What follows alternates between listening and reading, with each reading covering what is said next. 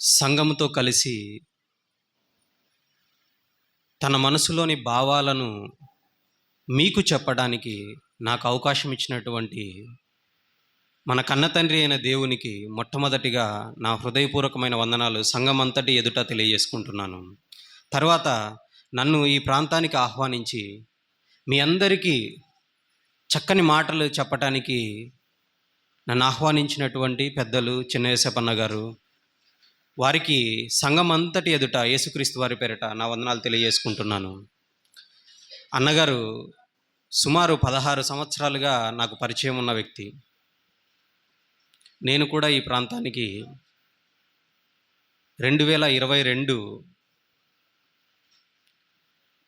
ప్రసన్నబాబు గారు వచ్చినప్పుడు ఈ ప్రాంతానికి వచ్చాను అన్నతో పాటు. ఓకేనా? ఇక మనము ఆరాధనలో మన ఆత్మలకు అవసరమైన మాటలు నేర్చుకునే ప్రయత్నం చేద్దాం. మీరందరూ కూడా చాలా చక్కగా వినాలి. ఎందుకంటే దేవుని వాక్యము చాలా గొప్పదండి. సాధారణంగా క్రైస్తవ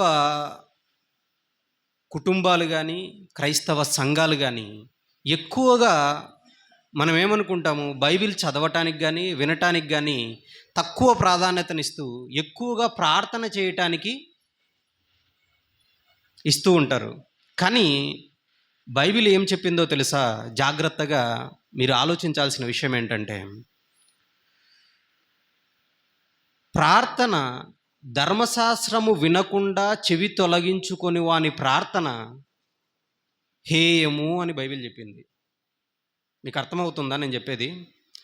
ఇప్పుడు ధర్మశాస్త్రము అనగా దేవుని వాక్యం వినకుండా చెవి తొలగించుకుంటూ మనం ప్రార్థన చేస్తున్నాం అనుకోండి, మన ప్రార్థన దేవునికి హేయము అంటే అసహ్యము, ఇంకా పాపము అని బైబిల్ చెబుతుంది. కాబట్టి మనమందరము దేవుని దగ్గరికి వచ్చి ప్రార్థన చేయాలనుకుంటాం.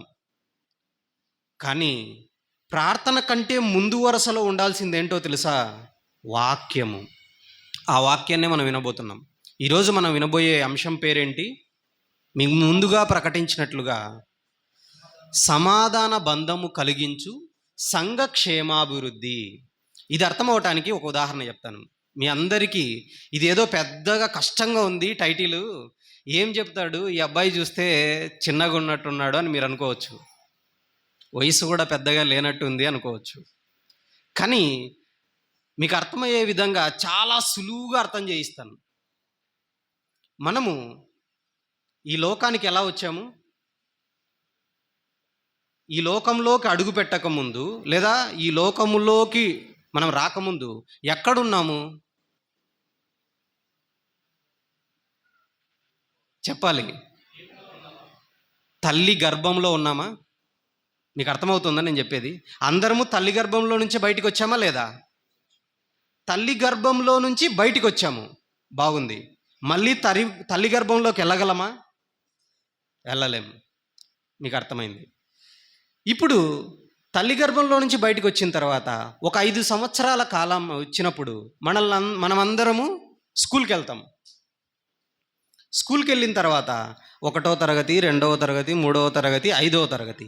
5వ తరగతి అవ్వగానే ఎలిమెంటరీ స్కూల్ నుంచి బయటకు వస్తాం, అవునా? ఇప్పుడు కూడా ఎలిమెంటరీ స్కూల్ నుంచి బయటకు వచ్చిన తర్వాత మళ్ళీ ఎలిమెంటరీ స్కూల్కి వెళ్ళి నేను 1వ తరగతి చదువుతానంటే చేర్చుకుంటారా? అంటే ఇక్కడ మీరు ఆలోచించాల్సిన విషయం ఏంటంటే, తల్లి గర్భంలో నుంచి బయటకు వచ్చిన మనం మళ్ళీ తల్లి గర్భంలోకి వెళ్ళలేము. ఎలిమెంటరీ స్కూల్ చదివి బయటకు వచ్చిన తర్వాత 10 సంవత్సరాలు అయినప్పుడు 5వ తరగతి చదివి బయటకు వస్తాం హై స్కూల్ కానీ, మళ్ళీ ఎలిమెంటరీ స్కూల్కి వెళ్ళలేము. అర్థమైందా? ఇప్పుడు హై స్కూల్లో కూడా పూర్తి చేసుకొని 10th పాస్ అయ్యి బయటకు వచ్చి ఇంటర్మీడియట్కు చేరడానికి ముందు బయటకు వస్తాం మళ్ళీ హై స్కూల్ నుంచి. మళ్ళీ హై స్కూల్లోకి వెళ్ళగలమా చదవటానికి? వెళ్ళలేము. కాలేజ్ అయిపోయిన తర్వాత ఇంటర్మీడియట్ అయిపోయింది, డిగ్రీకి వెళ్ళాలి. డిగ్రీకి వెళ్ళకుండా మళ్ళీ కాలేజీలో నేను ఇంటర్మీడియట్ ఫస్ట్ ఇయర్ చదువుతానంటే చేర్పించుకుంటారా? ఇవన్నీ మీకు అర్థమైతే మనమందరము మన జీవితాలలో ఎప్పుడు తల్లి గర్భంలో నుంచి బయటకు వచ్చిన మనం మళ్ళీ తల్లి గర్భంలోకి వెళ్ళలేము. అలాగే ఎలిమెంటరీ స్కూలు అయిపోయి బయటికి వచ్చిన మనం మళ్ళీ ఎలిమెంటరీ స్కూల్కి వెళ్ళలేము. హై స్కూల్ నుంచి బయటికి వచ్చిన మనం మళ్ళీ హై స్కూల్లోకి వెళ్ళలేము. కాలేజ్ అయిపోయి బయటికి వచ్చిన మనం మళ్ళీ కాలేజీకి వెళ్ళలేము. ఇది బాగుంది. మనమందరము లోకములో ఉన్న మనల్ని దేవుడు ఎక్కడికి చేర్చాడు? సంఘములోకి చేర్చాడు. అవునా? సంఘంలోకి చేర్చాడు. సంఘంలోకి వచ్చిన తర్వాత సంఘంలోకి ఎలా చేర్చాడు ఏంటి అన్న విషయం మనం నేర్చుకోవాలి. ఇప్పుడు మన పాఠం ఏంటి? సమాధాన బంధము కలిగించు సంఘక్షేమాభివృద్ధి. సంఘక్షేమాభివృద్ధి అంటే సంఘంలోకి చేర్చింది ఎవరు? మనల్ని దేవుడు. ఎలా చేర్చాడు ఏంటి, మనం ఎలాగుంటే చేర్చాడు? మీకు అర్థమవుతుందా నేను చెప్పేది? తల్లి గర్భంలో నుంచి బయటికి రాగానే మనం ఎలా ఉంటాం? రక్తంతో ఉంటాం. అవునా? ఉమ్మనీరంతా మన చుట్టూ ఉంటుంది. అప్పుడు ఏం చేస్తారు? ఉప్పు రాస్తారు, నూనె రాస్తారు, రక్తాన్నంతా శుద్ధి చేస్తారు, బాగుంటుంది. అలాగే లోకంలో స్కూల్కి వెళ్ళిన తర్వాత మనకు కొన్ని నేర్చుకుంటాం. ఏంటి? ఆ ఆ ఈ ఈ ఏ బి సి డి ఇవన్నీ నేర్చుకుంటాం. ఇలాగా నేర్చుకొని మనము ముందుకు వస్తూ ఉన్నప్పుడు ఈ లోకములో కూడా చాలా నేర్చుకొని పాపములో ఉంటున్నప్పుడు ఆ పాప జీవితాన్ని తీసేసి సంఘానికి చేర్చాడు. మీకు అర్థమవుతుందా? సంఘానికి వచ్చిన తర్వాత మళ్ళీ లోకంలోకి వెళ్ళిన తర్వాత లోకస్తుడిగా ఉండాలనా సంఘస్థుడిగా ఉండాలనా అన్న విషయాన్ని మనం కొద్దిగా ఆలోచించి ముందుకెళ్దాం. ఇది అర్థమవటానికి మనం సంఘంలోకి రావటానికి దేవుడు ఎలా చేర్చాడు, మనం ఎలా ఉన్నప్పుడు చేర్చాడు అన్న విషయాన్ని చూద్దాం. ఓకేనా? రోమాపత్రిక 5వ అధ్యాయము 10వ వచనం చూడండి. రోమాపత్రిక 5వ అధ్యాయము 10వ వచనం. ఏలయనగా దయచేసి అందరూ తీయండి. రోమాపత్రిక 5వ అధ్యాయము 10వ వచనం చదవండి. ఏలయనగా శత్రువులమై ఉండగా మనము శత్రువులముగా ఉంటామంట. ఎలాగా? లోక స్నేహము దేవునితో వైరము అన్నాడు. మనం శత్రువులమంట దేవునికి. ఎలాంటి శత్రువులము? మన నోరు విప్పితే అబద్ధాలే, మన కళ్ళు విప్పితే మంచి చూపులు కాదు. అవునా? మోహపు చూపులే. చెవి అంటే నిద్ర లేచిన తర్వాత చెవి వినటం మొదలెట్టిందంటే ఎదుటి వాళ్ళ గురించి లేకపోతే వారి గురించి వీటి గురించి చెప్పే మాటలు వినటానికే ఎక్కువ ఇష్టపడుతుంటాం. అవునా? ఇలాంటున్న మనము దేవునికి శత్రువులుగా ఉంటే శత్రువులమై ఉండగా చదవాలి. ఆయన కుమారుని మరణము ద్వారా మనము దేవునితో పరచబడిన ఎడల మనము సమాధానపరచబడిన వారమై ఆయన జీవించుట చేత మరి నిశ్చయముగా ఏంటి? రక్షింపబడుదము. అంటే సంఘంలోకి వచ్చిన తర్వాత ఒక విషయాన్ని చెప్తున్నాడు. సంఘంలోకి రాగానే రక్షణ జరుగుతుంది అని చెప్పట్లేదు. ఏం జరగాలంట? శత్రువులమై ఉండగా మనల్ని తన కుమారుని మరణము ద్వారా సంఘంలోకి తీసుకొని వచ్చి మనల్ని దేవునితో సమాధాన పరిచాడంట. అవునా? పరిచిన తర్వాత మనం ఏమవ్వాలా? అదే మాట చెప్తున్నాడు చూడండి. ఎలాగ చెప్తున్నాడు? 5:10లో ఒక విషయాన్ని మనం మిస్ చేసిన విషయాన్ని నేను జాగ్రత్తగా చదువుతున్నాను. మనము దేవునితో సమాధానపరచబడిన ఎడల సమాధానపరచబడిన వారమై, అంటే మనము సమాధానపరచబడాలంట. ఎలా సమాధానపరచబడాలి, ఎలా సమాధానపరచబడాలనేదే మన పాఠం. మీకు అర్థమవుతుందా? దేవుడు మనము పాపులమై ఉండగా, మనము శత్రువులమై ఉండగా, మనము పాపులము మరణానికి తగిన వారమై ఉండగా మనల్ని లోకములో నుంచి తీసుకొని వచ్చి సంఘములో చేర్చాడు. అవునా? సంఘంలోకి వచ్చిన తర్వాత ఏమంటున్నాడు? ఆ మాట బాగా చదవాలి. నేను చదువుతాను, జాగ్రత్తగా చూడండి. మనము శత్రువులమై ఉండగా ఆయన కుమారుని మరణము ద్వారా మనము దేవునితో సమాధానపరచబడిన ఎడల అన్నాడు. అంటే దేవునితో సమాధానపరచబడితే సమాధానపరచబడిన వారమై అన్నాడు. అంటే సమాధానపరచబడిన తరువాత మళ్ళా సమాధానపరచబడటం ఏంటి? మీకు అర్థమవుతుందా నేను చెప్పేది? దేవునితో సమాధానపరచబడ్డారు, వచ్చారు, బాగుంది అంటున్నాడు. మళ్ళీ దేవునితో సమాధానపరచబడటం ఏంటి? ఇదే ఈరోజు పాఠం. దేవుడు ఎలా మనల్ని సమాధానపరిచాడు? తన కుమారుని మరణము ద్వారా. ఆయన కుమారుని మరణం ఎలాగుంది? ఏంటి ఆ మరణము? ఎఫ్సీలకు రాసిన పత్రిక 2వ అధ్యాయము 16వ వచనం చూడండి. ఎఫ్సీలకు రాసిన పత్రిక 2వ అధ్యాయము 16వ వచనం. తన సిలువ వలన, నేనే చదువుతాను, దయచేసి అందరూ చూసుకోండి, జాగ్రత్తగా వినండి, ఓకేనా? ఎఫ్సీలకు రాసిన పత్రిక 2వ అధ్యాయము 16వ వచనం. తన సిలువ వలన, కుమారుని మరణం అన్నాడు కదా, ఆ కుమారుడు ఎలాగా దేవునితో మనల్ని సమాధానపరిచాడట? తన సిలువ, తన సిలువ వలన. 2వ అధ్యాయము 16వ వచనం ఎఫ్సీ పత్రిక. ఆ ద్వేషమును సంహరించి దాని ద్వారా వీరిద్దరిని ఏక శరీరముగా చేసి దేవునితో సమాధానపరచవలని ఇలాగు చేసెను. ఇద్దరు అంటున్నాడు. ఇద్దరు అంటే ఎవరు? అక్కడ చెబుతున్నది ఏంటంటే యూదులను ఇశ్రాయేలీలను కలిపి మాట్లాడుతున్నాడు. యూదులనగా దేవుని వాక్యం కలిగిన వాళ్ళు, అన్ని యూదులు ఇశ్రాయేలీలు అనగా దేవుని వాక్యం కలిగిన వాళ్ళు. ఇక్కడ ఇద్దరు అనగా అన్యజనులను కూడా కలిపి మాట్లాడుతున్నాడు. అన్యజనులు అంటే ఎవరు? ఇశ్రాయేలీలు కాకుండా దేవుణ్ణి ఎరుగని వారుగా ఉంటున్న వాళ్ళు. వాళ్ళను కూడా కలిపి ఎలా సమాధానపరిచాడంట? దేవునితో తన సిలువ వలన వీరిద్దరి మధ్య ఉన్న ద్వేషాన్ని సంహరించాడంట. అంటే దేవుని వాక్యము కలిగిన మనము, దేవుని వాక్యం ఎరుగని వేరే వాళ్ళు ఎవరైనా ఉంటే వాళ్ళు సంఘంలోకి వస్తే వారి కోసం కూడా యేసుక్రీస్తు వారు మరణించారు అనే భావన కలిగి ఉండాలి. ఇంకొకటి, వారిని కూడా దేవునితో సమాధానపరచాలనే ఒక లక్ష్యాన్ని కలిగి యేసుక్రీస్తు వారు పనిచేస్తున్నారు. మరి సంఘానికి వచ్చిన తర్వాత మనమందరము ఒకే ఇంటివారమా? ఒకే ఇంటివారమా? వేరువేరు ఇంటి పేర్లు, వేరువేరు కులాలు, వేరువేరు మతాలు కలిగిన వాళ్ళమా? అంతేనా? ఈ లోకంలో రకరకాల కులాలు మతాలు ఉన్నాయి కదా. యేసుక్రీస్తు కేవలము ఏదో తక్కువ జాతి వాళ్ళ కోసమే చనిపోయినాడా? అందరి కోసం చనిపోయినాడా? అందరి కోసం చనిపోయినప్పుడు ఆయన సిలువ యాగము ద్వారా, ఆయన సిలువ యాగము లేకపోతే ఆ త్యాగము మనుషులను కదిలించినప్పుడు ఏ కులమైనా ఏ మతమైనా మన సంఘంలోకి వస్తారా? రారా? వచ్చినప్పుడు ఇందులో ఇంకొక భాగాన్ని చెప్తున్నాను. కులము మతమే కాదు, ఎలాంటి వాళ్ళు వస్తారు? ధనికులు వస్తారు, పేదవాళ్ళు వస్తారు, బాగా ఆరోగ్యం ఉన్న వాళ్ళు వస్తారు, బలహీనులు, ఆరోగ్యం లేని వాళ్ళు, ఏదో కాలో చెయ్యో వంకర ఉన్న వాళ్ళు, సరైన మతిస్థిమితం లేని వాళ్ళు కూడా వస్తారు. రారా? వస్తారు.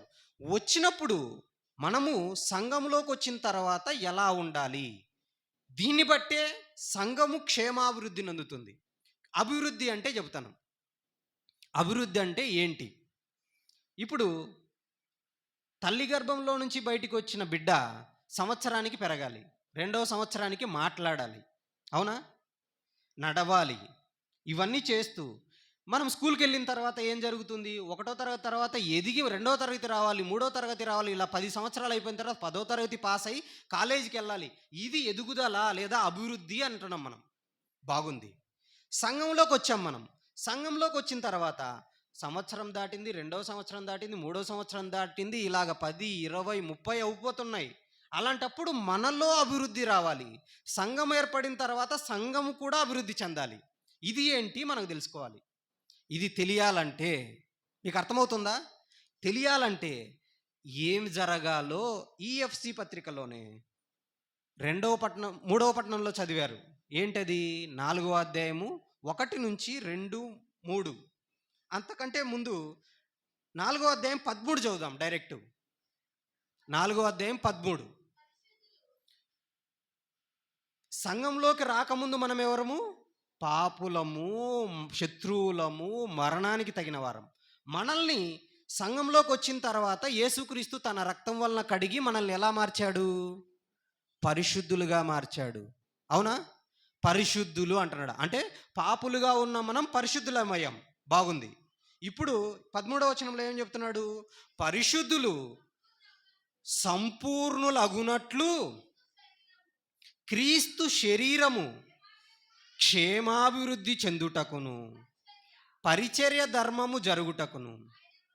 ఒక్క నిమిషం అడగండి.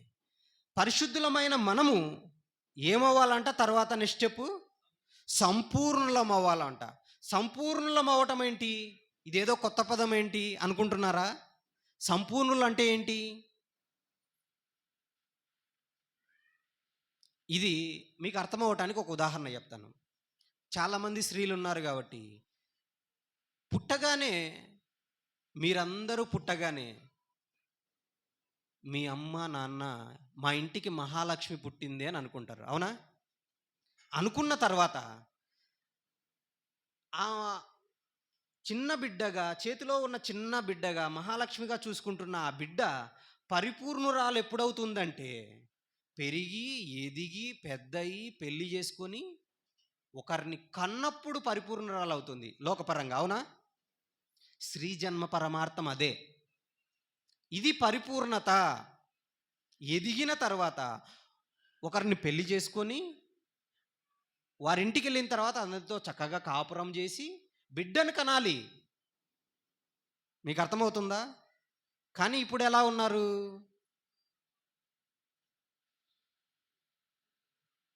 తల్లులైన వాళ్లకు, చెల్లెళ్ళైన వాళ్లకు నేను చెబుతున్న విషయం ఏంటో తెలుసా? మీ జన్మకు పరిపూర్ణత ఎప్పుడు వస్తుందంటే, పెళ్ళయ్యేంత వరకు ఒక వాతావరణంలో ఉంటారు మీరు. అవునా? పెళ్ళయిన తర్వాత ఒక్కసారిగా ఇంకొక వాతావరణానికి వెళ్ళిన తర్వాత అక్కడి పరిస్థితులకు అలవాటు పడాలి, అక్కడున్న మనుషులకు అలవాటు పడాలి, వారు సూటిపోటు మాటలన్నా సహించుకోవాలి. అవునా? భర్త అంతవరకు నీ ఇష్ట ప్రకారంగా నువ్వు ఎవరు? Dad little princess. అవునా? అంటే ఆ ఇంటికి మహారాణివి కాబట్టి నువ్వు అనుకునేది చెల్లుతుంది. ఈ గారాభంతోనే వెళ్ళి అత్తింటి గారు వెళ్ళిన తర్వాత అలాగూ నాకు నేను అనుకున్నట్టుగా మా ఇంట్లో ఇలా ఉంది కాబట్టి అలాగే నడవాలి, మా అమ్మ ఇలా అంటది, మా నాన్న ఇలా అంటాడు అనుకొని ఇలాగే ఇవే కంపేర్ చేసుకుంటా ఉన్నాం అనుకోండి, ఈ నేడు జరుగుతున్న విషయాలేంటి? ఒకప్పుడు పెద్దలుగా ఉన్న వాళ్ళు ఉన్నారు, వీళ్ళకు ఇంకా 13-14 సంవత్సరాలకి పెళ్ళిళ్ళు చేసేవాళ్ళు. పెళ్ళిళ్ళు చేసుకొని, అంటే పెద్ద మనిషి అవ్వగానే పెళ్ళిళ్ళు చేసుకొని వెళ్ళిపోయిన తర్వాత ఎన్ని కష్టాలు వచ్చినా, భర్త తాగి ఎన్ని కొడుతున్నా, ఏం చేస్తున్నా కూడా సహించుకుంటూ, నాకు పరిపూర్ణత ఎప్పుడు వస్తుందో తెలుసా? నేను ఒక బిడ్డను కనాలి, నా భర్త బాగలేకున్నా కూడా నా బిడ్డను తాగుడుకు బానిస కాకుండా సమాజంలో ఒక మంచి పేరుతో పెంచాలి అన్న దృష్టితో ఒక తరానికి ముందున్న స్త్రీలు ఆలోచించేవాళ్ళు. ఇప్పుడున్న పిల్లలు ఎలా ఉన్నారు?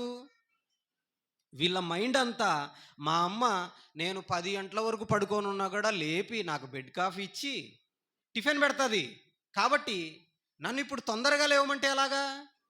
నన్ను ఒక్క మాట కూడా అనలేదు, ఈడ ఇన్ని మాటలు ఎదుర్కోవటం ఎలాగా అని చెప్పి భర్త దగ్గర పంచాయతీ పెట్టుకొని, పరిస్థితులు బాగలేవు వెంటనే పక్కకు తీసుకెళ్ళిపోవటం, లేకపోతే గొడవలు పడిపోవటం, వెంటనే ఒక ఇంటికి వెళ్ళిన తర్వాత అక్కడ ఉండకుండా వెంటనే పుట్టింట్లోకి రావటం, ఇది పద్ధతి కాదు. ఇది ఎందుకు చెప్తున్నాను తెలుసా? మనము లోకము వద్దనుకొని లోకములో నుంచి యేసుక్రీస్తు వారితో వివాహమయ్యి యేసుక్రీస్తు వారు నిన్నెక్కడికి చేర్చాడు? సంఘానికి చేర్చాడు. పాపిగా ఉన్నప్పుడు నీ పరిస్థితి బాగలేదు. ఎలాగా? మీరు అర్థం అవటానికి ముందు ఒక మాట చెప్పాను. ఎలాగా? తల్లి గర్భంలో నుంచి బయటికి రాగానే ఉమ్మ నీరు, రక్తము, ఒక భయంకరమైన స్థితి ఉంటుంది మనకు. అలాంటి మనల్ని నూనె రాస్తారు, ఉప్పు రాస్తారు, మంచి కాటన్ బట్టతో నీట్గా స్నానం చేయించిన తర్వాత తుడిచి మెత్తగా తీసుకొని వచ్చి పొత్తిళ్ళలో పడుకోబెడతారు. ఇది మీకు అర్థమైతే, భయంకరమైన లోకములో మనం శత్రువులుగా ఉన్నప్పుడు, పాపులుగా ఉన్నప్పుడు మనల్ని పరిశుద్ధపరిచి తీసుకొని వచ్చి సంఘంలో చేర్చినప్పుడు సంఘంలో ఎవరుంటారు? డబ్బు తక్కువై బీదలుగా ఉన్న వాళ్ళు ఉంటారు. ఉంటారా? ఉండరా? మనకంటే అందంగా లేని వాళ్ళు ఉంటారు. ఉంటారా? ఉండరా? నువ్వైతే 6 అడుగుల అజానుభావుడవేమో. ఒకడు పాపం 4 అడుగులే ఉంటాడు. వాడిని చూసి ఏ పొట్టోడా అన్నావనుకో. అలాగే నువ్వు చక్కగా కోటేరు లాంటి ముక్కుంది, దొండపండు లాంటి పెదవులున్నాయి, చక్కని రూపముంది, చంద్రబింబం లాంటి ముఖముంది నీకు. ఇంకొక సహోదరికి బాగలేదు. ఆమెను నువ్వు తక్కువగా చూస్తున్నావా? చూడకూడదు. ఎవరు వాళ్ళు?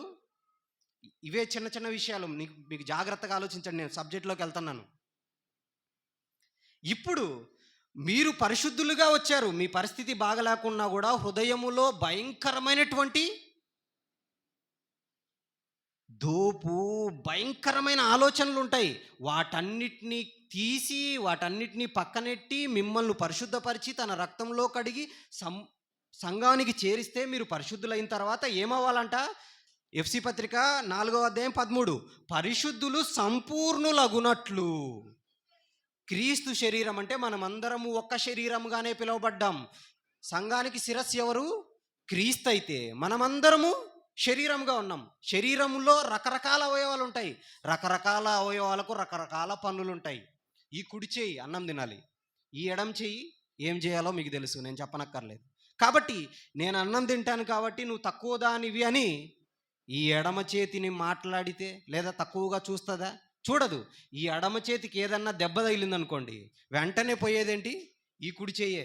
ఏయ్, నువ్వు పొద్దున్నే వేరే పని చేసావు కాబట్టి నేను అన్నం తినటానికే ఉపయోగిస్తాను, ఈ చేతిలోంచి రక్తం వస్తుంది, దెబ్బ తగిలితే నేను నిన్ను పరామర్శించను అని అంటదా? అది మీకు అర్థమైతే సంఘంలో బీదలు ఎవరైనా తొట్టుపడితేనో, దెబ్బ తగిలితేనో, బాగలేకుంటేనో, సమస్య వస్తేనో వెంటనే ఏం చేయాలి? సంఘములో ధనవంతులుగా దేవుడు మనల్ని ప్రేమించే కదా మనకు డబ్బులు ఇచ్చాడు. మనం ఈరోజు ఈ స్థితిలో ఉన్నామంటే ఎవరు కారణం? దేవుడా కాదా? ఎలానో చెప్పనా? ఈరోజు మనము బయటికి వెళ్ళిన మనం మళ్ళీ క్షేమంగా ఇంటికి చేరుతున్నామంటే కారణం ఏంటి? కాపాడుతున్నది దేవుడే. నువ్వు ఎంత పెద్ద గవర్నమెంట్ ఉద్యోగైనా, నువ్వు లక్షలు లక్షలు వేలకు వేలు సంపాదిస్తున్నా కూడా దేవుడే. దేవుడు అలా సంపాదించటానికి నీకు శరీరంలో ఆరోగ్యం ఇచ్చాడు. ఆరోగ్యం లేకుండా సడన్గా హార్ట్ అటాక్ వచ్చి చనిపోయామనుకోండి, పరిస్థితి ఏంటి? ఈ కరోనా వచ్చి పోయిన తర్వాత సడన్గా మనం వేసుకున్న వ్యాక్సిన్లు సరిగా టెస్ట్ చేయకుండా ఇచ్చేశారు అందరికీ. పరిస్థితి ఏంటో తెలుసా? బాగా ఆరోగ్యంగా ఉన్న వాళ్ళే హార్ట్ అటాక్ వచ్చి చనిపోతున్నారు. చనిపోవట్లేదా? చిన్న చిన్న పిల్లలు కూడా చనిపోతున్నారు. మీకు తెలుసునో తెలీదో. అలాంటిది మనం నేను ఎక్కడ బయటికి పోనండి, ఇంట్లోనే హ్యాపీగా ఉంటాను కాబట్టి నేను బాగా మంచి రంగు ఉంది, 3 మూరల వెంట్రుకలు ఉన్నాయి కాబట్టి ఆ సహోదరికి వెంట్రుకలే లేవు, సరైన పెళ్ళి కూడా కాకుండానే వెంట్రుకలు నడిచిపోయినాయి, అంటే తెల్లెంట్రుకలు వచ్చాయి కాబట్టి నేను తక్కువగా చూస్తానన్నాడు అనుకోండి. నువ్వు పడుకున్నప్పుడే చనిపోయావు అనుకోండి, పరిస్థితి ఏంటి? తక్కువగా చూడకూడదు. మీకు అర్థం అవ్వాలి, జాగ్రత్తగా వినాలి. మీకు అర్థమవుతుందా విషయం? సంఘానికి వచ్చిన తర్వాత వారి రూపాన్ని బట్టో, వారి రంగును బట్టో, లేదా వారి ఆర్థిక స్థితిని బట్టో, లేకపోతే వారి యొక్క కష్టాన్ని బట్టో మనము తక్కువగా చూడకుండా ఏం చేయాలి? సమానంగా చూసే స్థితి రావాలి, ఆ కన్ను రావాలి. అప్పుడే మనము సంపూర్ణమవుతాం. అదే చెప్తున్నాడు. ఏమంటున్నాడు? ఎఫ్సీలకు రాసిన పత్రిక 4:13 పరిశుద్ధులు సంపూర్ణులగునట్లు. సంపూర్ణులు అవ్వాలి. ఇలా సంపూర్ణులు అవ్వాలంటే ఏం జరగాలి? అందుకే కింద చెప్తున్నాడు. ఏమంటున్నాడో ఇప్పుడు ఈ సంపూర్ణులు అవ్వటం అంటే ఏదో తెలిసింది కదా మీకు. ఇప్పటికి 3 విషయాలు మనం నేర్చుకున్నాం. మనం ఏంటవి? మనము లోకంలో పాపం చేస్తున్న మనల్ని, శత్రువులుగా ఉన్న మనల్ని సంఘంలోకి చేర్చి పరిశుద్ధులుగా చేర్చాడు. పరిశుద్ధులుగానే ఆగిపోదామా? పరిశుద్ధులుగా ఆగిపోతే సరిపోదు. మనము సమాధానపరచబడాలి. ఎలా సమాధానపరచబడితే ఎప్పుడు రక్షణ పొందుతామో చెప్తున్నాడు. పరిశుద్ధులుగా ఉన్న మనము సంపూర్ణలం అవ్వాలి. ఎలా సంపూర్ణలం అవ్వాలి? కింద చెప్తున్నాడు. క్రీస్తు శరీరము క్షేమాభివృద్ధి చెందుటకు. క్రీస్తు శరీరం అంటే ఏదో కాదు, సంఘమే క్షేమాభివృద్ధి చెందుటకును పరిచర్య ధర్మము జరగాలి. పరిచర్య అంటే ఏంటి? ముందుకెళ్ళే లోపల చెప్తాను, మీరు ఇవన్నీ జాగ్రత్తగా ఆలోచిస్తే. పరిచర్య ధర్మం జరుగుటకును కొందరిని, అంటే సంఘానికి వచ్చిన తర్వాత సంఘములో కొందరిని కొన్ని పనులు ఇస్తూ ఉంటారు. ప్రారంభ సంఘంలో కూడా అలాగే కొందరిని అపోస్తులు గాను, ప్రవక్తలు గాను, సువార్థికులు గాను, కొందరిని కాపరులు గాను, ఉపదేశకులు గాను నియమించను అన్నాడు. ఇప్పుడు సంఘంలోకి వచ్చిన తర్వాత అందరూ వాక్యం చెప్పడానికి ఇక్కడ నిలబడితే సంఘంలో మైకు పెట్టే వాళ్ళు ఎవరు? సంఘంలో మనం అందరం కూర్చుంటున్నామే, ఈ ప్రాంతాన్ని చక్కగా అసలు ఎలా ఉంది, పాలరాతితో నిగనిగలాడుతుంది, అవునా? దీన్ని శుభ్రపరిచే వాళ్ళు ఎవరు? ఇప్పుడు నేను వాక్యం చెప్పడానికి నిలబడ్డాను కాబట్టి ఇక్కడ కడిగిన వ్యక్తి ఎవరో అతని మీద తక్కువ భావన ఉండకూడదు. మీకు అర్థమవ్వాలి. సంఘము క్షేమాభివృద్ధి అంటేనే ఏంటో నేను పౌలు గారు రాసిన పత్రికలలోని జ్ఞానానికి వెళ్తే కష్టమవుతుంది. అందుకే మన స్థాయికి దిగి మనకు అర్థమయ్యేలాగా నేర్చుకుంటున్నాం మనం. ఎందుకో చెప్పనా? ఇప్పుడు ఇది తక్కువగా చూడకూడదు అనటానికి నేను ఎందుకు చూడకూడదో నేను చెప్తాను. ఇప్పుడు తమ్ముడు ఉన్నాడు, నీ పేరేం పేరు నాన్న? అరుణా? అరుణ్ చక్కగా వచ్చాడు, కూర్చున్నాడు. అలాగే పక్కన ఒక సహోదరుడు ఉన్నాడు, ఏం పేరు నాన్న నీ పేరు? ప్రవీణ్. వచ్చి కూర్చున్నారు, బాగుంది. ప్రవీణ్ వైట్ షర్ట్ వేసుకొని వచ్చాడు. ఇప్పుడు వైట్ షర్ట్ వేసుకున్న అతను ఆ డోర్కి ఆనుకొని కూర్చున్నాడు. నీకు అర్థమవుతుందా? ఆ వైట్ షర్ట్కు మరక పడకుండా, లేదా వైట్ ప్యాంట్ వేసుకొని కింద కూర్చున్నారనుకోండి, ఆ ప్యాంటుకు మరక పడకుండా కడిగిన వారు ఎవరో తెలీదు, ఎవరు కడిగారో తెలీదు వాళ్ళకు. కడిగిన వారి మీద ఎలాంటి మనసు కలిగి ఉండాలి? మీరు ఆలోచించనివి ఆలోచింపజేస్తున్నా, మీకు అర్థమవ్వాలి. ఇప్పుడు పెద్ద ఆవిడ ఉంది, తెలుగు పండిట్ మన దగ్గర. ఆవిడ చక్కగా వైట్ శారీ కట్టుకొని వచ్చి కూర్చుంది. ఈ కింద మట్టి పడతాదా పడదా? పడినప్పుడు కడిగిన వాళ్ళు ఎవరో తెలీదు, కానీ ఆవిడ చీరకు మరకంటకుండా కడిగిన వాళ్ళు ఎవరో వారి మీద కూడా ఎలాంటి మనసు కలిగి ఉండాలి? నా బట్టలకు మరకంటకుండా కడిగిన వారి మీద కూడా అలాంటి భావం కలిగి ఉండాలి. ఇదే క్షేమాభివృద్ధి. కడిగారు కదా అని వాళ్ళని తక్కువ చూడటము, ఇది చెయ్యకూడదు. ఇప్పుడు తమ్ముడు సౌండ్ పెట్టాడు, సిస్టమ్ బాగా చక్కగా పెట్టాడు. ఇక్కడ కూర్చున్నాడు, ఎక్కడో కింద మూల కూర్చున్నాడు. ఇక్కడ పైన చైర్ మీద కూర్చున్నాం కాబట్టి మేము గొప్పవాళ్ళం అనుకుంటే కుదరదు.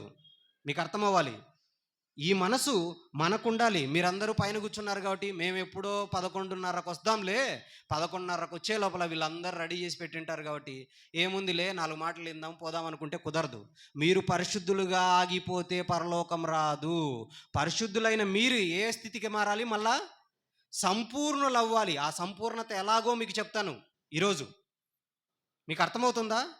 ఈ చిన్న చిన్న విషయాల్లో జాగ్రత్త కలిగి ఉండాలి. ఇంకా ముందుకెళ్దాం. ఈ జాగ్రత్త ఏంటో తెలుసా? 4వ అధ్యాయం 13 చూసాం. 1వ వచనం చదువుతాను, జాగ్రత్త చూడండి. కాబట్టి ఇదే సమాధాన బంధం. ఎలాగా?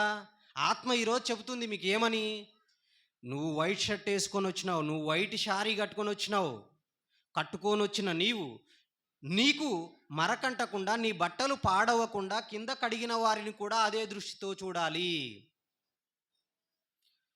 నువ్వు సంఘములో మంచి స్థితిలో ఉన్నావు, నీకు ఆరోగ్యాన్ని ఇచ్చి నువ్వు సంపాదించుకోవటానికి, నువ్వు బయటికి వెళ్తే క్షేమముగా సజీవుల లెక్కలో ఉంచి నీ భార్య దగ్గరికి రావటానికి ఎవరు అవకాశాన్ని ఇస్తున్నారు? దేవుడు ఇస్తున్నప్పుడు సంఘములో ఎవరైనా బాధపడితే, అనారోగ్య పరిస్థితి వస్తే, కష్టం వస్తే, సంఘమంతా కలిసి ఏదైనా ఒక కార్యక్రమం చేస్తుంటే, వాళ్ళు 5,000 ఇచ్చినారు కాబట్టి నేను 5,000 ఇస్తాను అనుకోకూడదు. వాళ్ళు 500 ఇచ్చినారు కాబట్టి నేను 500 ఇస్తానని అనకూడదు. బైబిల్ ఏం చెప్పిందో తెలుసా? ప్రతివాడు తన శక్తి కొలది ఇవ్వాలి అన్నాడు. మీకు అర్థమవ్వాలి. ఇంకా ముందుకెళ్ళి నేను చెప్పేటప్పుడు విషయాలు అర్థమవుతాయి. మీకు అర్థమవుతుందా? సంఘం అంటే క్షేమాభివృద్ధి ఎలా జరుగుతుందో చెప్తున్నాను. ఇంకా ముందుకెళ్దాం. మీకు డైరెక్ట్గా వెళ్తున్నాను. మీరు సమాధాన బంధము చేత ఆత్మ కలిగించు ఐక్యమును కాపాడుకొనుటయందు శ్రద్ధ కలిగిన వారై. ఈ ఐక్యమే శ్రద్ధ. ఐక్యం ఎక్కడ దెబ్బతింటుంది? సరైన బట్టలు లేని వాళ్ళు వచ్చారనుకోండి, వచ్చి నీ పక్కనే కూర్చున్నాడు, నువ్వేమో మంచి షర్ట్ వేసుకొని ఐరన్ నగలకుండా వచ్చి కూర్చున్నావు. సరైన బట్టలు లేని ఒక తమ్ముడు లేకపోతే ఒక చెల్లి నీ పక్కన కూర్చుంది. అప్పుడు నువ్వేం చేయాలి? నీకేమో 10-20 జతలు మంచి బట్టలు ఉన్నాయి. ఎవరైనా దేవుని సంఘానికి మంచి బట్టలైనా వేసుకొని వస్తారు, ఇంట్లో ఉన్నట్టుగా వస్తారా? రారు కదా.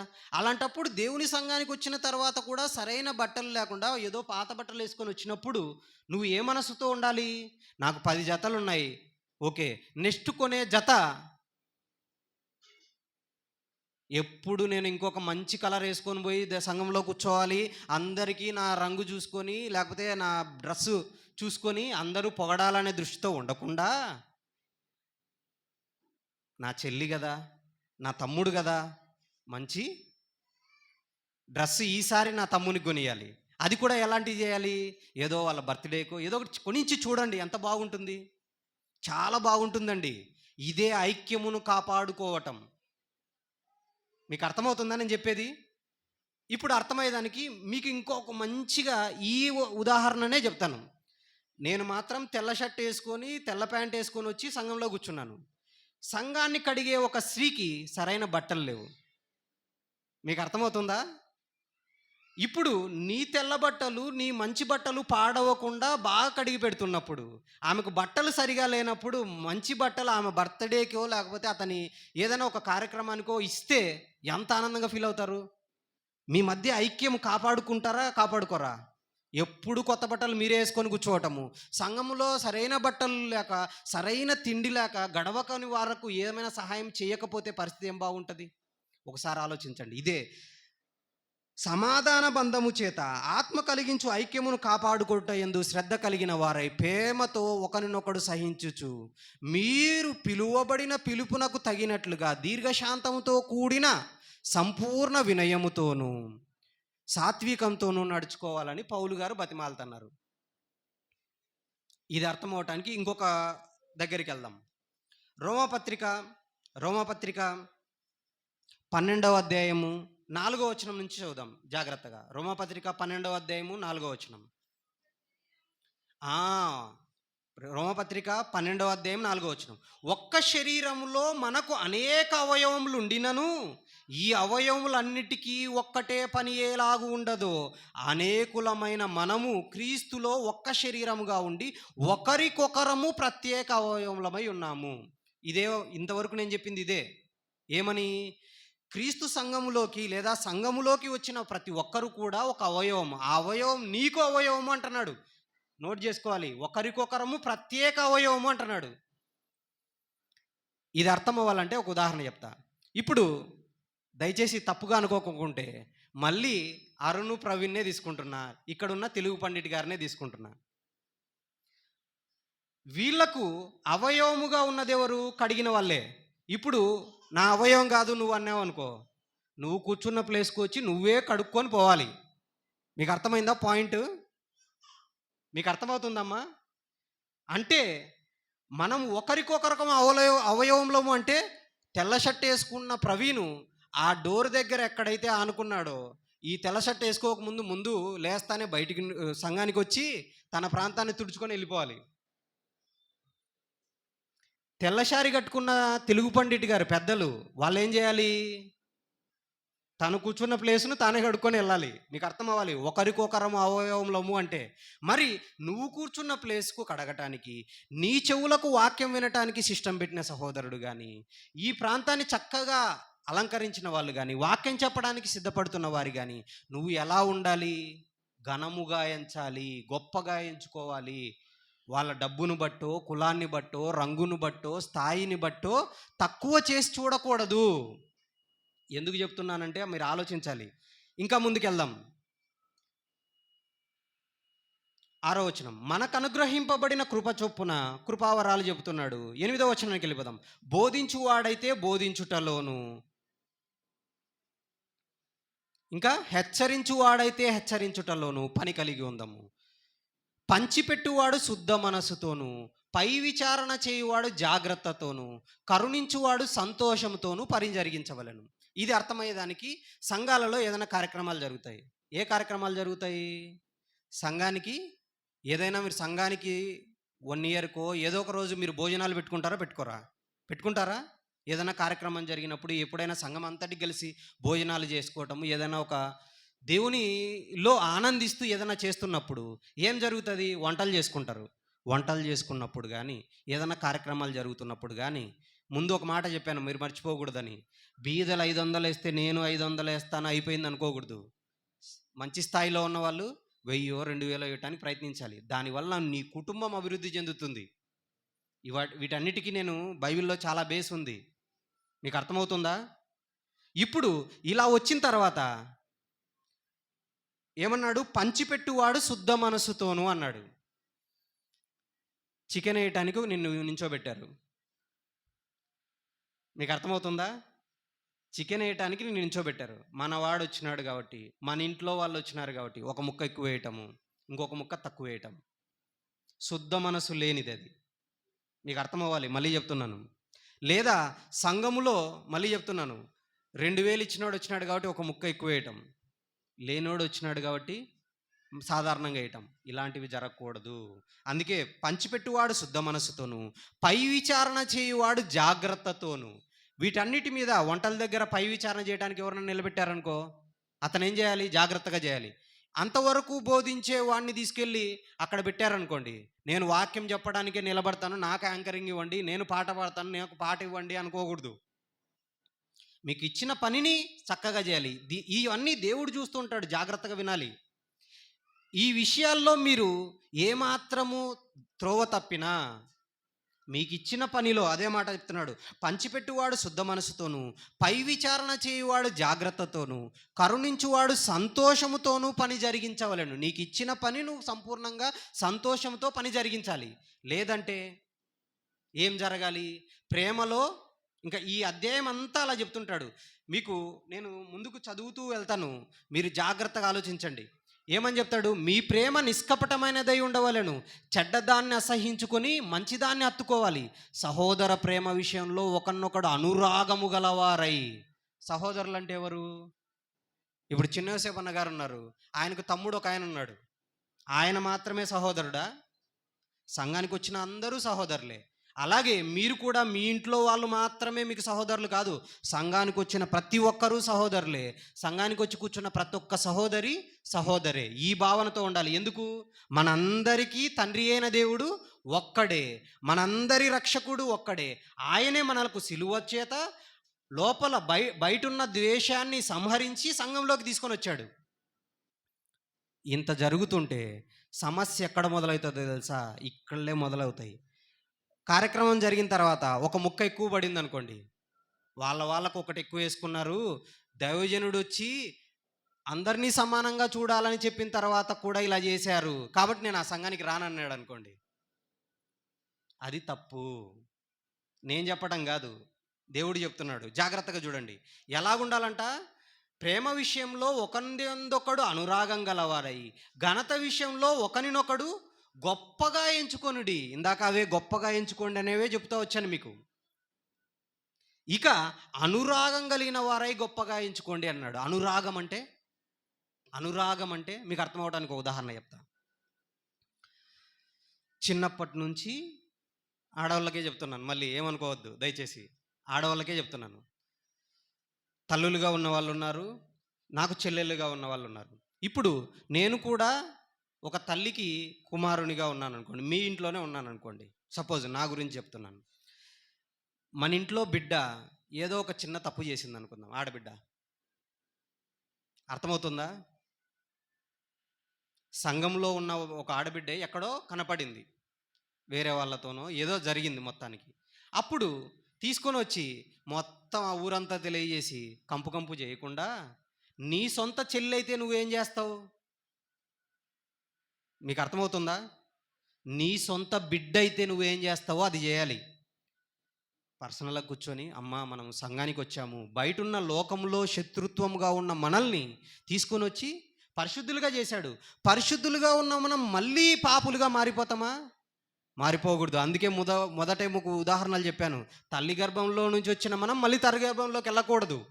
ఎలిమెంటరీ స్కూల్ దాటి బయటకు వచ్చిన మనం పెరిగిన తర్వాత మళ్ళీ 1వ తరగతిలోకి పోకూడదు. అలాగా లోకంలో శత్రువులుగా ఉండి సంఘంలోకి పరిశుద్ధులుగా వచ్చిన మనం మళ్ళీ పాపులుగా వెళ్ళకూడదమ్మా, అలాంటి పనులు మనం చేయకూడదమ్మా అని జాగ్రత్తగా చెప్పి సంఘముతో సమాధానపరచాలి. సంఘములో ఇలా ఉండాలి, దేవునితో సమాధానపరచాలి, ఇవి జరగాలి. ఇవి జరగకుండా బయట ప్రచారం చేశామనుకోండి తప్పు. మీకు అర్థమవుతుందా? అందుకే కింద ఏమంటున్నాడు, ఇది అర్థం అవ్వడానికి సంఘములో కార్యక్రమాలు జరుగుతున్నప్పుడు నా మాట నెగ్గలేదు, నేను పాట పాడతానంటే అందరికీ పాట ఇచ్చారు కానీ నాకు ఇవ్వలేదు, నేను ఈ మాట చెప్తే ఇది జరగలేదు, ఇలాంటి చోటే చిన్న చిన్న సమస్యలు వస్తాయి. అలాంటప్పుడు మనం ఏం చేయాలి? సంఘము క్షేమాభివృద్ధి జరగాలంటే ఏం జరగాలి? కొలసీ పత్రిక చూడండి. కొలసీ పత్రిక ఈ అధ్యాయం అంతా 12వ అధ్యాయం అంతా జాగ్రత్తగా బైబిల్ మీద ఆసక్తి కలిగిన వాళ్ళు చదువుకోండి. ప్రతి ఒక్క వచనము మనకు నేర్పుతూనే ఉంటుంది. ఇదే సంఘానికి క్షేమాభివృద్ధికి చాలా అవసరమైన అధ్యాయం ఇది. రోమపత్రిక 12వ అధ్యాయం అంతా మీరు చదవండి. పంచిపెట్టేవారు ఎలా ఉండాలి, పై విచారణ చేయవారు ఎలా ఉండాలి, ఇంకా పరిచర్య చేయ వాళ్ళు ఎలా ఉండాలి, మొత్తం చెబుతుంది. నేను అందుకే సమయం లేదు కాబట్టి ముందుకెళ్తున్నాను డైరెక్ట్. కొలసీ పత్రిక 3వ అధ్యాయం 13వ వచనం చూడండి. కొలసీ పత్రిక 3వ అధ్యాయం 13వ వచనం. ఎవడైనను ఇప్పుడు వచ్చాను మన సబ్జెక్ట్లోకి. ఎలాగా? సంఘములో పలానాయన 2000 ఇచ్చినాడు కాబట్టి ఒక ముక్క ఎక్కువ వేసినాడు, వాళ్ళు ఎక్కువ డబ్బులు ఇచ్చినారు కాబట్టి వాళ్ళని నించోబెట్టి పాటకు ముందు అవకాశం ఇచ్చినారు, నాకు అవకాశం ఇవ్వలేదు, నాకు హాని చేశాను అని నేను అనుకుంటే ఏం చేయాలంట? కొలసీ పత్రిక 3వ అధ్యాయం 13. ఎవడైనను తనకు హాని చేసేనని ఒకడు అనుకుని ఎడల ఒకనినొకడు సహించుచు. ఒకనినొకడు ఎందుకు క్షమించాలండి? వాళ్ళు కూడా వాక్యం విన్నారు కదా, మనం ఎలాంటి వాళ్ళమే, అవునా? వాళ్ళకు ఆ మాత్రం తెలీదా? నన్ను అందరి ముందు అవమానపరిచినారు, నన్ను అందరి ముందు, సంఘమంతటి ముందు ఈ మాట అంటాడా చిన్నేసేపన్నా? ఆయనకు తెలీదా ఈ ముందంతా ఎవరు చేసినారో ఏంటి అని? మాట్లాడకండి దయచేసి. ఇక్కడ హాని చేశాడని నువ్వు అనుకుంటే నువ్వేం చేయాలి? సహించాలి. ఎందుకు? ఎందుకు మీకు అర్థమవుతుందా? కింద చెప్తున్నాడు చూడండి. ఎవడైనను తనకు హాని చేశానని ఒకడు అనుకొని నేడల ఒకనొకడు సహించుచు ఒకనొకడు క్షమించుడి, ప్రభువు మిమ్మును క్షమించినలాగున మీరు క్షమించాలి. ప్రభువు మనల్ని ఎలా క్షమించాడు? మనం పాపులమా కాదా?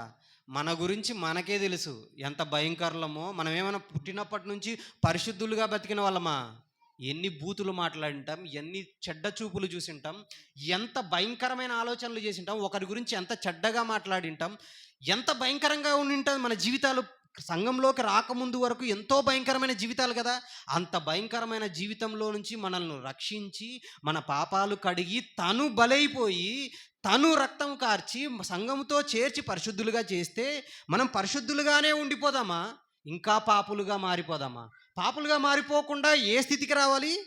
సంపూర్ణులు అవ్వాలి. అదే మన పాఠం.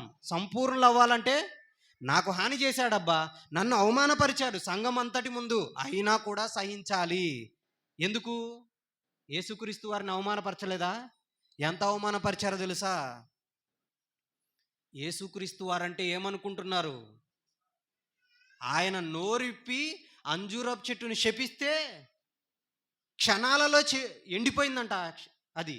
ఆయన నోరిప్పి గాలిని సముద్రాన్ని గద్దిస్తే సముద్రము గాలి మిక్కిలి నిమ్మలమైపోయినాయంట. అంత శక్తిమంతుడు ఈ భూమి మీదకి వచ్చి తనను కొడతన్నారు, ఉమ్మివేతలు వేస్తున్నారు. మేకులతో కొట్టడం కాదు, అంతకంటే ముందు ఏం జరిగిందో తెలుసా? ప్రియమైన దేవుని పిల్లలారా, ఒక్కసారి ఆలోచించండి. నిన్ను నన్ను రక్షించటానికి, మనకు కలిగిన పాపాన్ని, మనకు కలిగిన దోషాన్ని, ప్రతి అవయవాన్ని మనల్ని పరిశుద్ధపరచటానికి ఆయన ఎంతగా యాగమయ్యాడో తెలుసా? ఆయన యూదుల రాజు అంటే సరైన బట్టలు లేవని బట్టలు తీసేశారు. తీసేసి ఊదా రంగు వస్త్రాలు తొడిగించి నువ్వు రాజు కదా, తల్ల మీద కిరీటం ఉండాలి, నీ బతుకు కిరీటం లేదే అని చెప్పి ముళ్ళతో కిరీటం పెట్టారు. రాజు అంటే రాజదండం ఉండాలి, నీ బతుకు రాజదండం లేదు కదా. రాజు అంటే బంగారుది ఉండాలి, లేకపోతే వెండిది ఉండాలి, రత్నాలతో పొదిగి ఉండాలి. సొలొమోను రాజు, ఆయన కూడా యూదుల రాజుగా ఉన్నాడు, ఇశ్రాయేలీయుల రాజుగా ఉన్నాడు. ఆయనకు సింహాసనం ఉంది. దావీదు రాజు, ఆయనకు రాజులైనప్పుడు వాళ్ళకు సింహాసనం ఉంది, రాజులు వాళ్ళకు రాజదండం ఉంది, కిరీటాలు ఉన్నాయి. నీ బతుకు అవి కూడా లేవే అని ఒక కర్ర ఇచ్చారు చేతికి పట్టుకోమని. పట్టుకున్న తర్వాత ఆ కర్రను తీసుకొని ఆ తల మీదే కొట్టారు. నువ్వు రాజు ఏంటని అపహసిస్తున్నారు, ఉమ్మివేత వేస్తున్నారు, గడ్డం పెట్టుకొని పెరుకుతున్నారు, పిడిగుద్దులు గుద్ది నువ్వు పెద్ద ప్రవక్త అంటున్నారు కదా. కొట్టినవాడు ఎవడో ప్రవచించి చూద్దాం. ఇవన్నీ ఎందుకు? నీ పాపపు జీవితాన్ని, నా పాపపు జీవితాన్ని యేసుక్రీస్తు సహించిన అవమానం అది. తన అవమానాన్ని ఏం చేశాడు ఆయన తెలుసా? అవమానం నిర్లక్ష్య పెట్టి పరలోకానికి వెళ్ళటానికి ఆయన సహించాడు. ఆ మాటలు ఉంటాయి బైబిల్లో. అంత అవమానాన్ని ఆయన నిర్లక్ష్య పెట్టినప్పుడు సంఘం ముందు ఒక మాట అంటే నువ్వు తట్టుకోలేకపోతే ఊగిపోతే ఏమనుకున్నావు? మీకు అర్థమవుతుందా? మిమ్మల్ని కడగటానికి, మిమ్మల్ని పరిశుద్ధపరచటానికి, పరిశుద్ధులుగా చేయటానికి ఆయనంత కడిగి సంఘములో చేర్చి నిన్ను పరిశుద్ధురాలుగా నిలబెడితే, నిన్ను పరిశుద్ధునిగా నిలబెడితే సంఘములో ఒక మాట అంటానే వెళ్ళిపోతావా నువ్వు? సంఘంతో నాకు సంబంధం లేదు, చిన్నేసేపు అంటే నాకు పడదు. ఎంత పెద్దోడైతే మాత్రం అందరి ముందర ఈ మాట అంటాడా? చిన్నపిల్లల ముందు ఈ మాట అంటాడా? అనకూడదు. సహించండి. ఎందుకు? ఇది అర్థం అవడానికి ఒక ఉదాహరణ చెప్తా. ఈయన ఎవరు తెలుసా? సంఘానికి తండ్రి లాంటి వాడు. ఇప్పుడు ఇంట్లో చిన్నప్పుడు మీ అమ్మ మీ నాన్న ఎన్నిసార్లు కొట్టలేదు, ఎన్నిసార్లు తిట్టలేదు? తిట్టిన మొదటి రోజే మీకు నాకు సంబంధం లేదని ఇంట్లో నుంచి వెళ్ళిపోయినారా మీరేమన్నా? మీకు అర్థమవుతుందా? అర్థమవుతుందా మీ చెప్పే మాట? కొట్టిన ఫస్ట్ రోజే లేదా తిట్టిన ప్రతిరోజే ఇంట్లో నుంచి వెళ్ళిపోయినారా? నువ్వు నాకు అమ్మ కాదు, నువ్వు నాకు ఆ నాన్న కాదు, నువ్వు నాకు అన్న కాదు, నువ్వు నాకు అక్క కాదు అని వెళ్ళిపోయినారా? మళ్ళీ ఏం చేశారు? సమాధాన పడ్డారా లేదా? ఇది మీకు అర్థమైతే సంఘంలోకి వచ్చిన తర్వాత కార్యక్రమాలు జరుగుతున్నప్పుడు, భోజనాలు చేస్తున్నప్పుడు, ఎప్పుడైనా ఏదైనా సమస్య వచ్చినప్పుడు, ఏదైనా కష్టం వచ్చినప్పుడు, ఏదైనా వాళ్ళు వాక్యం విని కూడా తప్పు చేస్తారు. మనిషి తప్పు చేస్తాడండి. తప్పు చేసినప్పుడు నువ్వేం చేయాలి? సహించాలి, క్షమించాలి. ఎందుకో తెలుసా? ఊరికే చెప్పట్లేదు. ఏమంటున్నాడో చూడండి.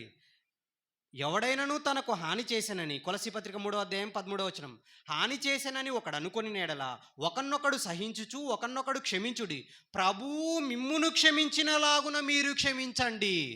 ప్రభు మనల్ని క్షమించాడా లేదా? అలాగే క్షమించాలి. ఇంకా ఏమంటున్నాడు? వీటన్నిటికీ పైన పరిపూర్ణతకు అనుబంధమైన ప్రేమను ధరించుకొనుడి. మళ్ళా మన పాఠంలోకి సంబంధించిన విషయం వస్తుంది. 15వ వచనం, క్రీస్తు అనుగ్రహించు సమాధానము మీ హృదయములలో ఏలుచుండనీయుడి, ఇందుకొరకే మీరొక్క శరీరముగా పిలువబడితిరి. కృతజ్ఞులై ఉండండి. ఒక్క శరీరంగా ఎందుకు పిలువబడ్డారో తెలుసా? క్రీస్తు అనుగ్రహించు సమాధానం ఇది. ఏంటి? పరిశుద్ధాత్మ మనలో ఉండి సమాధానం కలిగిస్తుంటాడు. పోనీలేరా ఆ మాట అన్నప్పుడు ఏం చేయాలి? సమాధాన పడిపోవాలి. నన్ను ఇంత మాట అంటాడా అనకూడదు. ఎందుకో తెలుసా? ఎందుకో తెలియాలంటే లూకాసు వార్త 6వ అధ్యాయం 37 చూడండి. లూకాసు వార్త 6వ అధ్యాయం 37. ఇలా క్షమించటం వల్ల ఏం జరుగుతుందో చెప్తున్నాను. లూకాసు వార్త 6వ అధ్యాయం 37 ఏమంటున్నాడు? లూకాసు వార్త 6వ అధ్యాయం 37. ఇవన్నీ జరుగుతుంటే తీర్పు తీరుస్తున్నారా? తీర్పు అంటే ఏంటి? వ్యాజ్యం అంటే ఏంటి? వ్యాజ్యం అంటే ఏంటి? పలానాడు అలా చేశాడు, నాకు భోజనం చేసేటప్పుడు నన్ను తక్కువగా చూశారు, ఇలాంటివన్నీ వ్యాజ్యాలు. ఇవి చేశాడని చెప్పేసి వాడు మంచోడు కాదు. ఈ సంఘంలో ఏదో బాగా డబ్బులు ఇస్తున్న వాళ్ళనే బాగా చూసుకుంటున్నారు, మాకు సరిగా చూసుకోవట్లేదని ఎప్పుడు అనుకోకండి. ఇవి సహించండి. వీటిని నా సహోదరుడే కదా, మా అన్నే కదా అతన్ని గొప్పగా గౌరవిస్తే నన్ను గౌరవించినట్టే అనుకోండి. ఎందుకో చెప్పనా? నీకు హాని కలిగినా కూడా నువ్వు సహిస్తూ ఉన్నప్పుడు, నువ్వు తీర్పు తీర్చకుండా వారి మీద నేరం మోపకుండా ఉన్నప్పుడు ఏం జరుగుతుందో చెప్తున్నాడు. మీరు తీర్పు తీర్చకుడి, అప్పుడు మిమ్మును గూర్చి తీర్పు తీర్చబడదు అంటున్నాడు. అంటే పరిశుద్ధులుగా అయిన మనము తీర్పు తీర్చామనుకోండి, మనకు కూడా తీర్పు తీరుస్తాడు. తీర్పు తీర్చేటప్పుడు మనం ఏమన్నా సంఘంలోకి వచ్చినప్పటి నుంచి నిక్కచ్చిగా తప్పు చేయకుండా, తప్పుడు చూపులు చూడకుండా, తప్పుడు మాటలు మాట్లాడకుండా ఉంటున్నామా? మాట్లాడకుండా ఏమన్నా ఉంటున్నామా? అలాంటప్పుడు అవన్నీ లెక్కలోకి తెస్తాడు. మీకు అర్థమవుతుందా? ఈ అర్థం అవడానికి ఉదాహరణ చెప్తాను. దేవుని సంఘంలో మిమ్మల్ని ఏదో అరిచారు, ఏదో అన్నారు ఒక మాట. లేదా మీకు సమయాన్ని బట్టి పాట ఇవ్వటానికి సమయం దొరకలేదు. దీన్ని మనసులో పెట్టుకొని ఈయన దగ్గరికి వచ్చి బాగా పాట పాడుతున్నారనుకోండి. కొంతమందికి ఎలా ఉంటుందంటే, నేను పాడలేకపోతున్నాను లోపల ఓ ఉడికిపోతుంటారు. అలా ఉడికిపోకుండా బాగా పాడుతున్నాడు, గౌరవించండి. అడగండి, నువ్వు ఇలా పాడుతున్నావంటే ఎప్పుడెప్పుడు ప్రాక్టీస్ చేస్తావు, ఎలా పాడుతున్నావు గమనించండి. మీరు ప్రాక్టీస్ చేయండి, బాగా పాడాలని స్పోర్టివ్గా తీసుకోండి, బాగా పాడటానికి ప్రయత్నించండి. అంతేగాని బాగా పాడుతున్నాడు కాబట్టి వాళ్ళ తప్పులు తీసుకొని ఆ తప్పులు మోపటము, తీర్పు తీర్చటము, వారి గురించి సంఘంలో వేరే వాళ్ళ దగ్గర చెడ్డగా మాట్లాడటం ఇట్టటివి చేయకండి. అందుకే చెప్తున్నాడు, మీరు తీర్పు తీర్చకుడి, అప్పుడు మిమ్ము గూర్చి తీర్పు తీర్చబడదు. నేరము మోపకుడి, అప్పుడు మీ మీద నేరం మోపడబడదు. పాట మాత్రం బాగా పాడతాడు కానీ ఫలానోడు సరైనోడు కాదండి. సిస్టర్ అన్నీ సంఘానికి వచ్చి పెద్ద భక్తురాలంటే మొత్తం కడుగుతుంది, కానీ ఈమె నోరిపితే సరైన మాటలు మాట్లాడదండి అనకండి. అలాంటప్పుడు ఏం చేయాలి? ఆ సహోదరి మంచి కోరేదానివైతే నువ్వేం చేయాలి? ఒంటరిగా వెళ్ళి, మనం దేవుని సన్నిధిలో పనులు చేస్తున్నాం, నువ్వు అంత చక్కగా పని చేస్తావు, ఇంత గొప్పగా పని చేస్తున్నావు, ఇంత గొప్ప భాగ్యం దేవుడు ఇచ్చినాడు నీకు. అలాంటప్పుడు నువ్వేం చేయాలి? కొద్దిగా మాటల విషయంలో జాగ్రత్తగా ఉండొక్క అని చెప్తే ఎంత బాగుంటుంది. ఇలా కాకుండా ఆమెతో చెప్పకుండా వేరే వాళ్ళతో అన్నారనుకోండి, ఈమెం సైలెంట్గా ఉండదు. నిన్ను గురించి పలానావిడ నేను ఇలా అనేదంటే ఇంక అయిపోయి, ఇంకా మధ్యలో అగ్గిపుల్ల గీసి నెయ్యి వేసినట్టే. అంతేనా? మీకు అర్థం అవ్వాలి. అందుకే ఈ మాటలు చెప్తే అర్థమవుతాయి కాబట్టి మీకు చెప్తున్నాను నేను. అందుకే ఏమంటున్నాడు? తీర్పు తీర్చకుడి, అప్పుడు మిమ్మును గూర్చి తీర్పు తీర్చబడదు. నేరం మోపకుడి, అప్పుడు మీ మీద నేరం మోపబడదు. క్షమించుడి, అప్పుడు మీరు క్షమించబడుదురు. చివరికి వచ్చేయండి, ఏమంటున్నాడు? 38 చివరి మాట, మీరు ఏ కొలతతో కొలుతురో ఆ కొలతతోనే మీకు మరలా కొలవబడును. సంఘానికి వచ్చిన తర్వాత కూడా మనం చాలా తప్పులు చేస్తుంటాం. చేయమా? అబద్ధాలు ఆడతాము, ఎన్నో తప్పులు జరిగిపోతుంటాయి. అలాంటప్పుడు మనం క్షమిస్తుంటే మనము క్షమించబడుతుంటాం. లేకపోతే పరిశుద్ధులైన మనం మళ్ళీ ఏ స్థితిలోకి వెళ్ళిపోతుంటాం? పాపపు స్థితిలోకి వెళ్ళిపోతుంటాం. పాపులుగా ఉన్న మనల్ని పరిశుద్ధులుగా నిలబెట్టిన తర్వాత పరిశుద్ధులమైన మనం సంపూర్ణం అవ్వాలే తప్ప పాపపు స్థితిలోకి వెళ్ళకూడదు. అందుకే ఈ బ్రిడ్జి ఏర్పాటు చేశాడు యేసుక్రీస్తు వారు. నేను ఎలా క్షమించానో నువ్వు అలాగే క్షమించాలి. నువ్వు క్షమించలేదా, నీకు కూడా క్షమాపణ లేదు అన్నాడు. ఏంటి, దేవుని సంఘానికి వచ్చిన తర్వాత కూడా క్షమాపణ లేదా? అదే అలాగే కనపడుతుంది. ఇది ఎవరికి రాస్తున్నాడు? కొలసీ పత్రిక కానీ, రోమపత్రిక కానీ, ఎఫ్సి పత్రిక కానీ సంఘానికి రాస్తున్నాడు. సంఘంలో ఉన్న సహోదరులకు చెప్తున్నాడు. మీకు అర్థమవుతుందా? యేసుక్రీస్తు వారు ఎవరికి చెప్తున్నాడు ఈ మాటలన్నీ? సంఘానికి చెప్తున్నాడు. మీ పరిస్థితి బాగలేనప్పుడు మిమ్మల్ని క్షమించి ఇంత గొప్ప స్థితిలోకి తీసుకొని వచ్చినప్పుడు పక్కనున్న నీ తమ్ముణ్ణి, సహోదరుణ్ణి, సహోదరీమణిని, అమ్మని, అక్కని, చెల్లిని, వీళ్ళందరినీ కూడా సహించాలి కదా. ఒక్క మాట అంటానే వాళ్ళలో ఉన్న తప్పులు, లొసుగులు ఎంచుతున్నావంటే నీకు కూడా అదే కొలత అన్నాడు. సహోదరుడు పాఠం చదివేటప్పుడు ఒక మాట చదివాడు. ఏంటది? మీరేమి వినుచున్నారో జాగ్రత్తగా చూసుకొనుడి అని, మీరెట్టి కొలతతో కొలుసుదురో అలాగే కొలవబడును అన్నాడు. ఇదే మాట కూడా ఉంది, అదే మాట. అవునా? ఇప్పుడు చదివాం. ఇప్పుడు ఇంత చెప్పిన తర్వాత కూడా చెప్పడానికి బాగుందండి, మా వల్ల కాదు, మీరు ఇప్పుడు అనుకున్నా కూడా ఆ పరిస్థితి వచ్చిన తర్వాత అది చేయలేరు, నాకు తెలుసు. ఆ పరిస్థితి వచ్చిన తర్వాత అది చేయలేరు. చెయ్యాలంటే ఏం చేయాలి? చిన్న చిన్నగా స్టార్ట్ చేయండి. ఎలాగా? ఫస్టు సంఘం అయిపోగానే మీ శత్రువులు ఎవరైనా ఉన్నారనుకోండి, వాళ్ళకు వందనాలు చెప్పడం అలవాటు చేసుకోండి. మీరు ఇక్కడ ఉన్న వాళ్ళకు చాలామందికి చాలా చాలా సమస్యలు ఉంటాయి. ఏదో ఒక సమస్యలు ఉంటాయి. ఇంటిలో పొరుగు వాళ్ళలో, సంఘానికి వచ్చిన తర్వాత ఏ పరిచర్యలో సమస్యలో, లేకపోతే పాటలు పాడే దగ్గరనో, బైబిల్ చదవటంలోనో ఏ ఒక సమస్యలు ఉంటాయి. దయ్యం ఖచ్చితంగా తీసుకొని వస్తూనే ఉంటుంది. వచ్చినప్పుడు మొట్టమొదట వందనాలు చెప్పడం మొదలెట్టండి. కానీ మనం ఎలాగా? సంఘంలోకి వచ్చేటప్పుడే చూస్తాం, మన వాళ్ళు ఎక్కడున్నారు, ఎందుకు మన స్నేహితులు ఎక్కడున్నారు? స్నేహితులు అంటే మంచి స్నేహితులు కాదు, మాట్లాడని స్నేహితుడు ఎక్కడున్నాడు? అక్కడ కూర్చోకూడదు. పక్కన ఇంకొకరి దగ్గర ఆ పక్క కూర్చున్నాడంటే ఈ పక్క పోయి కూర్చుంటాం. ఇది కూడదు. ఒకసారి పక్కన పోయి కూర్చోండి. వందనాలు చెప్పండి. సింపుల్‌గా స్టార్ట్ చేయండి. వందనాలు చెప్పిన తర్వాత జాగ్రత్తగా ఆలోచించండి. మీరు ఖచ్చితంగా వాళ్ళకి ఏదో ఒక సమస్య ఉన్నప్పుడు, ఏదో ఒక కష్టం ఉన్నప్పుడు మీ చేతనైంది ఏదో ఒకటి చేయండి. మీ చేతనైంది ఏదో ఒకటి. బయటికెళ్ళినారు, బ్రదర్ టీ తాగుదాం రా, ఏమ్మా టీ తాగుదాం రా, లేకపోతే ఏదో ఒకటి మీరు చేసుకున్నారా, కూర బాగా కుదిరింది, చక్కగా సంతోషం వచ్చింది, ఒక కూర గిన్నె కూర తీసుకొని మీ శత్రువులుగా బాధ సంఘంలో ఏదో పడనోళ్ళు ఉన్నారు కదా, అందరు ఈ ఊరు వాళ్ళే కదా, కూర తీసుకొని పోయండి. ఇది యూట్యూబ్లో నేను ట్రై చేసినాను, చక్కగా కుదిరింది పన్నీర్ కర్రీ. కాబట్టి నువ్వు కూడా టేస్ట్ చూడండి. అస్సలు కాదనలేరండి. అలాగా ఫ్రెండ్షిప్ డెవలప్ చేసుకోండి. సమాధానం. తర్వాత ఏం చేయాలి? ఎప్పుడైనా అలా చేసినప్పుడు రేపొద్దున వడ్డించేటప్పుడు ఒక ముక్క ఎక్కువ పడినా కూడా ఏదో పడింటదిలే అనుకుంటారు, కానీ దాన్ని తీసి ఇంకొకరి దగ్గర మాట్లాడరు. ఇలా చేసుకోవాలి మనం. సంఘములో సమాధానం కలిగించే అభివృద్ధి ఏంటో తెలుసా? ఇలాగే అభివృద్ధి జరగాలి. ఇలా అభివృద్ధి జరిగితే ఏం జరుగుతుందంటే సంఘం అంతకంతకు అభివృద్ధి అవుతుంది. మనకు సమయం లేదు, కానీ ఒక సంఘాన్ని చూయించేవాడిని. ఏ సంఘమో తెలుసా? అంతియొకయ సంఘం.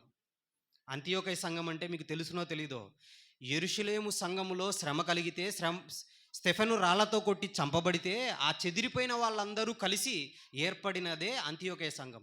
ఆ సంఘం ఎంత గొప్పదో తెలుసా? ఆ సంఘములో బోధకులు ఉంటారు. ఆ సంఘము యెరూషలేములో కరువు వచ్చిందంటే వీళ్ళు తన శక్తి కొలది సహాయం చేసి పంపుతారు. మనము సంఘములో ఉన్న వారికే సహాయం చేయలేని స్థితిలో ఉంటే మళ్ళా పక్కన ఎవరోకో సహాయం చేయటం ఎలాగా? ఇది మొదట ఇవి అలవాటు చేసుకోండి.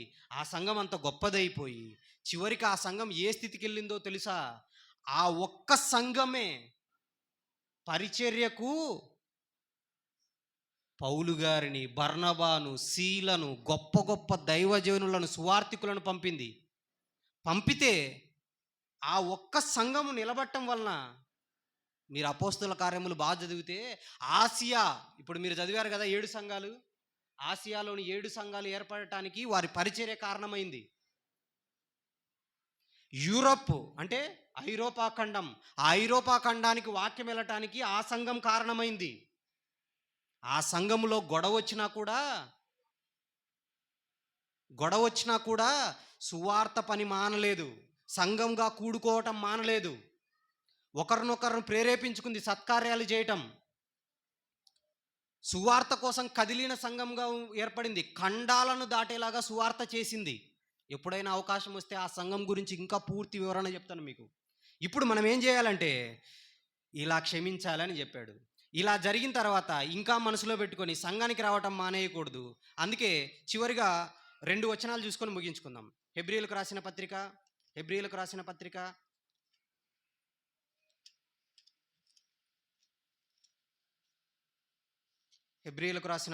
11వ అధ్యాయము 10వ అధ్యాయం, క్షమించాలి, 10వ అధ్యాయం 24వ వచనం చూడండి. 10వ అధ్యాయం 24వ వచనం. కొందరు మానుకొనుచున్నట్టుగా, అంటే సంఘంలో ఏదో జరిగింది, ఏదో సమస్య వచ్చిందని మానుకోకుండా ఏం చేయాలి? ఒకరినొకడు సమాజముగా కూడుట మానక ఒకరినొకడు హెచ్చరించుచు, ఆ దినము సమీపించుట మీరు చూచిన కొలది మరి ఎక్కువగా అలాగు చేయుచు, ప్రేమ చూపుటకు సత్కార్యములు చేయుటకు ఒకరినొకడు పురికొల్పాలి.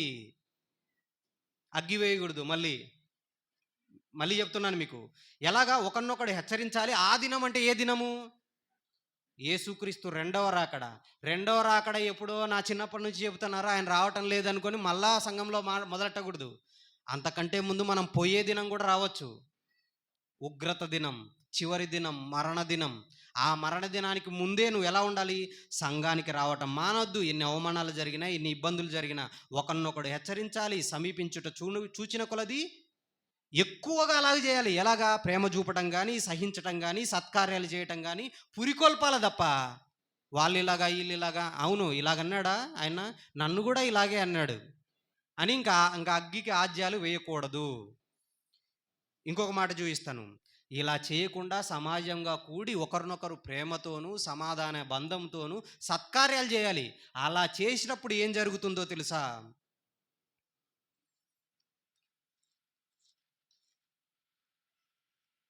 రోమపత్రిక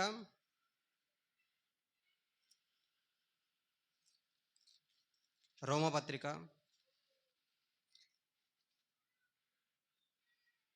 రెండవ అధ్యాయము 10వ వచనం.